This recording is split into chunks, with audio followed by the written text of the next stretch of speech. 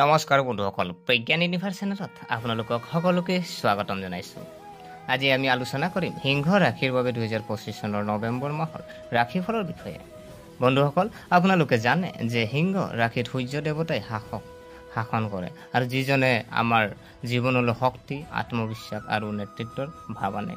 গতিকে এই মাহত আপোনাৰ জীৱনত কি কি পৰিৱৰ্তন আহি আছে, কি কি ক্ষেত্ৰত আপুনি সাৱধান হ'ব লাগিব আৰু কি কি দিশে আপোনাক সফলতা কঢ়িয়াই আনিব, সেই বিষয়ে জানি লোৱা হওক। গতিকে পলম নকৰি আহক আমি ভিডিঅ'ৰ মাজলৈ সোমাই যাওঁ। প্ৰিয় দৰ্শক, প্ৰথমতে জানো আহক গ্ৰহৰ অৱস্থান আৰু ইয়াৰ প্ৰভাৱ। মাহৰ আৰম্ভণিতে সূৰ্য তুলা ৰাশিত থাকিব।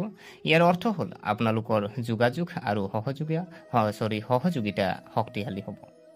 বন্ধুসকল, এই সময়ছোৱাত আপোনালোকে নিজৰ ধাৰণা, আত্মবিশ্বাস আৰু মনোমোহতাৰ প্ৰকাশ কৰিব পাৰিব।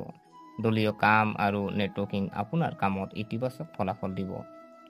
16 নৱেম্বৰত সূৰ্যই বৃশ্চিক ৰাশিত প্ৰৱেশ কৰিব। ইয়াৰ ফলত আপোনাৰ প্ৰভাৱ কিছু অন্তৰ্মুখী আৰু আৱেগিক হৈ পৰিব। আপোনাৰ মনোযোগ এতিয়া ঘৰ, পৰিয়াল আৰু আৱেগ সম্পৰ্কলৈ স্থানান্তৰিত হ'ব। মাহৰ শেষত 23 নৱেম্বৰত তুলা ৰাশিত বুধৰ ৰেড গ্ৰেড ফলত ভুল বুজাবুজি আৰু যোগাযোগৰ বাধা সৃষ্টি হ'ব পাৰে।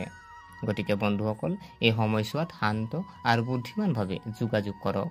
খৰখেদাকৈ সিদ্ধান্ত লোৱাৰ পৰা বিৰত থাকক। এতিয়া আমি জানো আহক কেৰিয়াৰ আৰু পেছাদাৰী জীৱন। নৱেম্বৰ মাহটোৱে আপোনাৰ পেছাদাৰী জীৱনত কিছু সাৱধানতা আৰু ধৈৰ্যৰ দাবী কৰে। তুলা ৰাশিত সূৰ্যৰ প্ৰৱেশৰ প্ৰথম দিনত দলীয় সহযোগিতা আৰু সমন্বয় বৃদ্ধি কৰাত সহায় কৰিব। মাহৰ মাজভাগত সূৰ্যই বৃশ্চিক ৰাশিত প্ৰৱেশ কৰিলে আপোনাৰ পেছাদাৰী ভেটি শক্তিশালী হ'ব আৰু বৃশ্চিক ৰাশিত মংগল গ্ৰহৰ প্ৰৱেশ আপোনাৰ দৃঢ়তা বৃদ্ধি কৰিব। কিন্তু বন্ধুসকল, সাৱধান যাতে আপোনাৰ ইগোৱে কৰ্মক্ষেত্ৰত সংঘাতৰ সৃষ্টি নকৰে।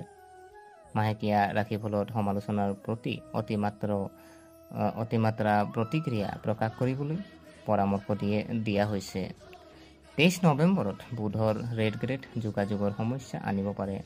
গতিকে নথি পত্ৰ দুবাৰ পৰীক্ষা কৰি খৰখেদাকৈ সিদ্ধান্ত লোৱাৰ পৰা বিৰত থাকক। সামগ্ৰিকভাৱে ধৈৰ্য কূটনীতিয়ে দীৰ্ঘম্যাদী সুবিধা নিশ্চিত কৰিব পাৰে। প্ৰিয় দৰ্শক, আৰ্থিক পৰিস্থিতি আমি যদি চাওঁ, আজি আপোনালোকৰ আৰ্থিক অৱস্থা সুস্থিৰ হৈ থাকিব আৰু ক্ৰমান্বয়ে উন্নত হোৱাৰ সম্ভাৱনা আছে। 2 নৱেম্বৰত তুলা ৰাশিত শুক্ৰৰ প্ৰৱেশ আপোনাৰ আলোচনাৰ দক্ষতা আৰু উপকাৰী সহযোগিতা বৃদ্ধি কৰিব। কিন্তু 26 নৱেম্বৰত শুক্ৰৰ বৃশ্চিক ৰাশিত প্ৰৱেশৰ ফলত বিশেষকৈ ঘৰ সজ্জা বা পৰিয়ালৰ প্ৰয়োজনীয়তা বা অপৰিকল্পিত খৰচ বৃদ্ধি পাব পাৰে। নৱেম্বৰৰ পৰা কৰ্কট ৰাশিৰ বৃহস্পতিৰ ৰেড গ্ৰেড হোৱাৰ ফলত আৰ্থিক আত্মনিৰীক্ষণৰ সূচনা হ'ব। এই সময়ছোৱাত ৰিস্ক বিনিয়োগ বা ইনফলছিভ খৰচ নকৰিব আৰু ঋণ সঞ্চয় আৰু পৰিশোধ কৰাত মনোনিৱেশ কৰক। ইয়াৰ দ্বাৰা ভৱিষ্যতে আপোনাৰ আৰ্থিক অৱস্থা শক্তিশালী হ'ব। প্ৰিয় দৰ্শক, ইয়াৰ পিছত আমি যদি চাওঁ স্বাস্থ্য আৰু মানসিক অৱস্থা। এই মাহত আপোনাৰ স্বাস্থ্য বহুলাংশে আৱেগিক ব্যৱস্থাপনাৰ ওপৰত নিৰ্ভৰ কৰিব।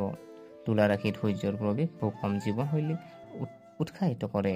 কিন্তু 16 নৱেম্বৰত সূৰ্যই বৃশ্চিক ৰাশিলৈ স্থানান্তৰিত হ'লে আৱেগিক মানসিক চাপ বৃদ্ধি পাব পাৰে। মাহেকীয়া ৰাশিফলত যোগ, ধ্যান বা প্ৰকৃতি খোজৰ জৰিয়তে মনৰ শান্তি বজাই ৰখাৰ পৰামৰ্শ দিয়া হৈছে। বৃশ্চিক ৰাশিত মংগল গ্ৰহৰ প্ৰভাৱে অতিৰিক্ত কাম কৰিলে বা আৱেগ দমন কৰিলে ভাগৰুৱা হ'ব পাৰে। সেয়ে পৰ্যাপ্ত জিৰণি, হাইড্ৰেশ্যন আৰু সুষম খাদ্যৰ ওপৰত গুৰুত্ব দিব লাগে। 28 নৱেম্বৰত যেতিয়া শনি গ্ৰহ প্ৰত্যক্ষভাৱে ঘূৰিব, তেতিয়া শৃংখলা আৰু অনুশাসনৰ ভাৱ ঘূৰি আহিব। ইয়াৰ ফলত শাৰীৰিক আৰু আৱেগিক দুয়োটা স্থিতিস্থাপকতা বৃদ্ধি পাব।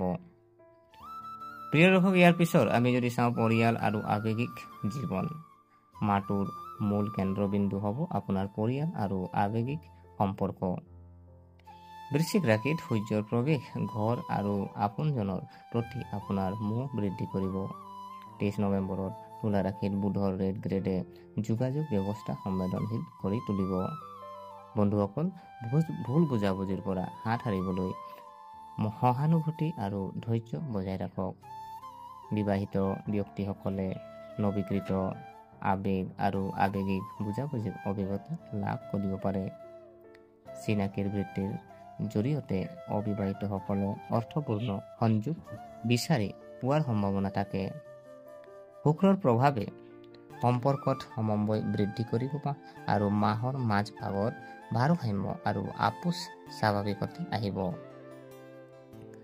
প্ৰিয় দৰ্শক, শিক্ষা আৰু প্ৰতিযোগিতা আমি যদি চাওঁ, এই মাহটো ছাত্ৰ ছাত্ৰীৰ বাবে উপকাৰী। বৃশ্চিক ৰাশিত মংগল গ্ৰহই দৃঢ়তা আৰু একাগ্ৰতা বৃদ্ধি কৰিব, কিন্তু পিছলৈ বুধৰ ৰেটগ্ৰেড গতিৰ ফলত বিক্ষিপ্ততা আহিব পাৰে। নতুন বিষয়ত ডুব যোৱাৰ পৰিৱৰ্তে পুৰণি পাঠবোৰ পুনৰীক্ষণ কৰক। সৃষ্টিশীল আৰু গৱেষণামুখী ক্ষেত্ৰসমূহ বিশেষভাৱে অনুকূল। সহযোগিতামূলক শিক্ষণ আৰু গোটৰ আলোচনাই আপোনাক ধাৰণাসমূহ ভালদৰে মনত ৰখাত সহায় কৰিব। নিজৰ লক্ষ্য বাস্তৱিক কৰি ৰাখক আৰু সামঞ্জস্য বজাই ৰাখক। প্ৰিয় দৰ্শক, আমি যদি চাওঁ ভ্ৰমণ আৰু ভাগ্য, নৱেম্বৰ মাহত ছুটি ভ্ৰমণ সম্ভৱ। 16 নৱেম্বৰৰ পিছত ভাগ্যই আপোনাৰ অনুকূল হ'ব আৰু ভ্ৰমণত উপকাৰী হ'ব। ব্যৱসায়িক ভ্ৰমণে নতুন যোগাযোগ আৰু সুযোগ আনিব। আধ্যাত্মিক যাত্ৰা বা তীৰ্থযাত্ৰাৰো সম্ভাৱনা আছে। এতিয়া আমি জানো আহক যে শুভ তাৰিখ, শুভ ৰং, শুভ সংখ্যা। শুভ তাৰিখ যদি চাওঁ 5, 9, 14, 16, 23 আৰু 28 নৱেম্বৰ।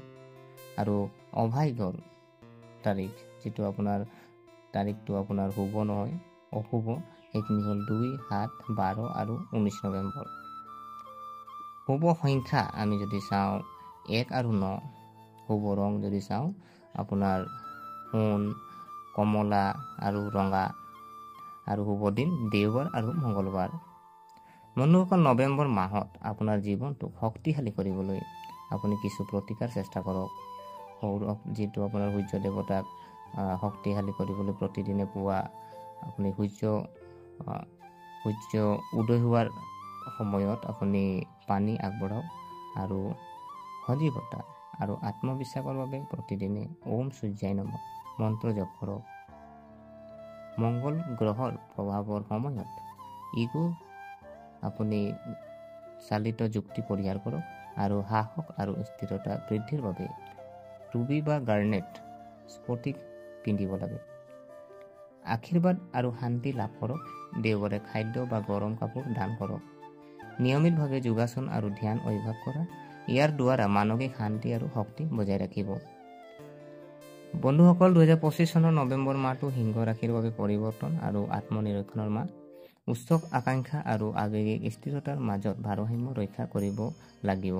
ধৈৰ্য, বুজাবুজি আৰু গ্ৰহী প্ৰতিকাৰে যি গ্ৰহৰ প্ৰতিকাৰ আছে মাহৰ শেষৰ ফালে আপোনাৰ পেছাদাৰী, পাৰিবাৰিক আৰু মানসিক সফলতা আনিব পাৰে। শনি গ্ৰহ প্ৰত্যক্ষভাৱে ঘূৰি যোৱাৰ লগে লগে আপুনি নৱকৃত উৎসাহ, স্পষ্টতা আৰু নিয়ন্ত্ৰণৰ অভিজ্ঞতা লাভ কৰিব। গতিকে বন্ধুসকল, এই মাহত আপোনালোকৰ প্ৰচেষ্টা, গ্ৰহসমূহৰ আশীৰ্বাদক বিশ্বাস কৰক। আপোনাৰ ধৈৰ্যই নিশ্চয় চিৰস্থায়ী সফলতা কঢ়িয়াই আনিব। যদি ভিডিঅ'টো ভাল লাগিলে তেন্তে লাইক আৰু ছাবস্ক্ৰাইব কৰিবলৈ নাপাহৰিব, যাতে আমি আপোনাক মাহেকীয়া ৰাশিফলৰ বিষয়ে আপডেট কৰি থাকিব পাৰোঁ। ধন্যবাদ।